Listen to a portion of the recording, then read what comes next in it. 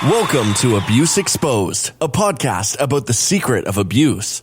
Each episode, we deliver intriguing Christian and personal experiences on abuse and how to overcome it. The content is not intended to be a substitute for professional mental or medical advice, diagnosis, or treatment. Always seek the advice of your physician or other qualified mental health provider with any questions you may have regarding a medical or mental condition. Now, here's your host, live from Texas, ISpeakMotivate. Hello. This is ISpeakMotivate, and I'm so very excited to be with you all today. We're exposing the pain of abuse as well as creating a community and breaking the stereotypes of abuse every day. This is episode, I believe, 42 or 41, but I can't keep count sometimes. This time I didn't go back to see if it was episode 41 or 42. So that's where we're at. But I just wanted to have a little vulnerability time with you guys. So as some of you know, the ones that have been listening to the podcast for a minute, and I appreciate that so much. And those that don't know, the new people that are listening, I appreciate you as well for taking the time to. I have been no contact with my abusive parents for 2 years now, and it has come, with struggles, and I just can't, let you think that, it's fancy free. Once you leave, it's just like, oh my gosh, butterflies and rainbows. It is not. It's definitely a lot of pain that you go through. It's a lot of grieving and things. And so I just want to be vulnerable with you guys today, because I believe it helps when someone else lets you know their story. And I believe it can help other people. Because I know there's a lot of people I listen to, like Lisa A. Romano and some other YouTubers and things like that. And they assisted me, and I was like, oh my gosh, I'm not the only one. They felt like this before, but they overcame it. And it just makes me feel, some type of way. So anyway, let's get to it. So vulnerability time with me. I was watching a movie, The Clark Sisters to be exact. And I got triggered because guess what? Their mother died. And every once in a while, now it's less frequent than it was in the beginning, because when I went no contact with my abusive parents in the very, very beginning of my journey, I felt as if, oh my gosh, what if they pass away and I'm not there with them? I feel guilty, and I feel like, the hope of memories are gone. The hope of having good memories is gone, And I talked to my therapist today about it, because I was just crying like a little baby. I'm like, I don't want my parents to die. I don't want my parents to die. I just don't, want that to happen. Yes, they, did things to me, but I really, really love them. And my biggest fear during this whole no contact healing process has been, what if they pass away? Because this is already like a tough time for me during healing, because it's really different from when I was in a domestic violence relationship. Because with that, when you're in a domestic violence relationship, it's a romantic partner, and through healing and things, you could get a healthy partner.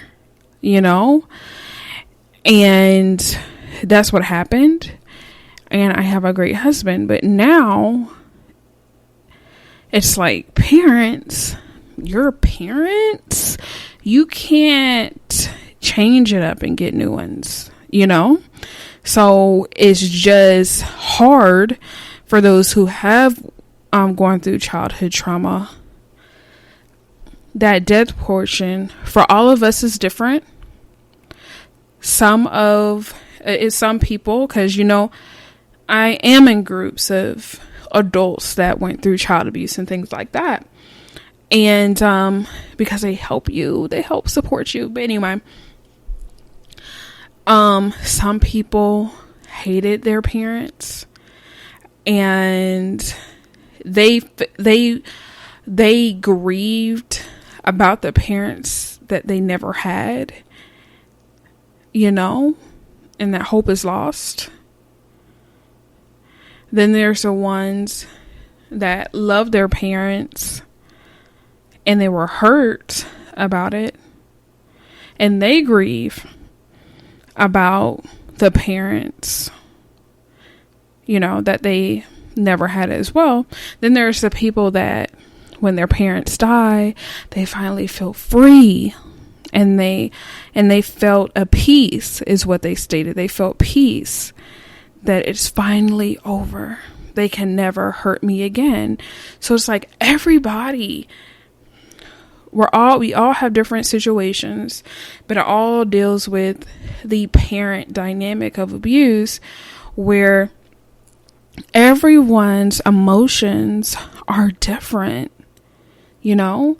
And so anyway, I was talking to my counselor, and I was just like, I just feel so guilty and shameful, and, you know, of not being there if they pass away, or, you know, because you always think about what if. But your spirit is telling you, your gift of discernment is telling you, no, don't walk into that toxic environment. Do not walk back into that toxic environment. Because a lot of times with us is that we have, even though we're healing, we still have that tinge of the fantasy alive in us of a happy family, being adult survivors of childhood trauma, and it's very hard. And I'm definitely growing with it, because it used to be very frequent. Like when I tell you, especially when I was having frequent night terrors, nightmares, anxiety attacks, and all of that, I had it more frequently where I had dreams of them, you know, passing away and stuff like that, and me just feeling like very depressed about it, because you still love your parents, but it's just confusing, because it's like, you know, did your parent ever love you? And that's the biggest thing that I've been struggling with, you know what I'm saying? And or even if they did, why didn't, you know, they love themselves enough to get healing and help from their childhood trauma? Which is why when we spoke about generational curses and things like that, it's so important.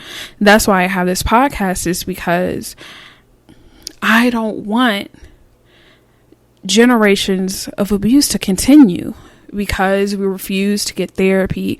We refuse to do the self-work. You know, it's unacceptable, because for me, I just don't want any child, any woman, any man to go through abuse. And if we can be preventative, and get us some good tips to move forward in life, that's going to be the best thing for us.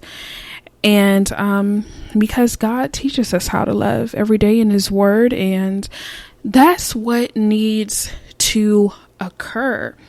And so anyway, I was talking to my therapist, and I was just like, I just am in pain. And I was telling her I looked up the article about how people that have, fairly normal, healthy childhoods, they grieve the good memories that they have with their parents. But children that's been through childhood trauma, they grieve the relationship that they never had, as well as grieving about hope becoming no more. When they're dead, you don't have that little tinge of that 0.0001% of hope you had, that they'll go to therapy, that they will recover. It's gone because they're no longer there. So you're grieving because they are your parents, and then you're confused, and you're like, what if they would have made a positive change and stuck with it, and not try to manipulate you. So I was telling her I was like struggling with it, because going back, and communication isn't an option for me because of how strong I've gotten. And I've done that before because previously I was low contact. So I wasn't physically in the state they were in, but I still talked to them on the phone. And first it was every time they called, I answered. Then it became, I need me time. So then I became low contact. So that started my low contact transition, even though it would tear me apart. Especially if I was having a bad day at work or what have you. I knew if I answer this phone, manipulation, degradation, just being belittled, would occur. And it was just something I could not take on.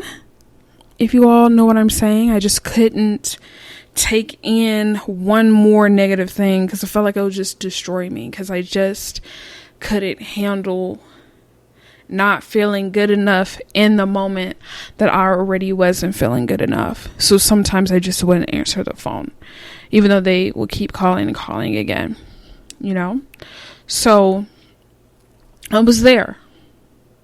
And as I said in a previous episode, I was like, the only way that I'm going to be able to be free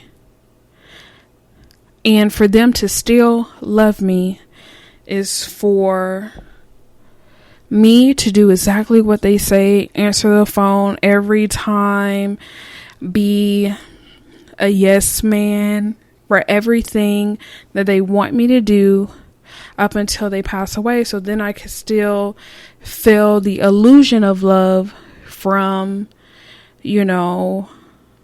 my parents, even though it was falsified, even though it was conditional based on what I achieved and not who I was. Just being your child should have been enough, but it wasn't. So you think about all that, as an adult survivor dealing with these situations, and you're like, when you're in that type of bondage, you're like,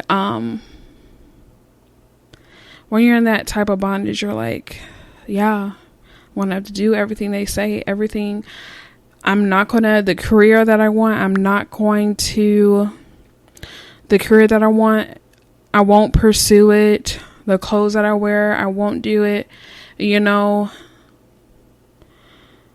I just won't do it. I'll do everything that they say up until they pass away when you're in bondage, because you want that love so bad. You feel like that's your only out in order to keep that relationship alive, because as soon as you open up and show who your identity is, as you've tried to do for years as a child, then getting to be a teenager, then becoming a young adult, the pain that comes with it. And so that's why you're shut down in a shell, and you're that false representation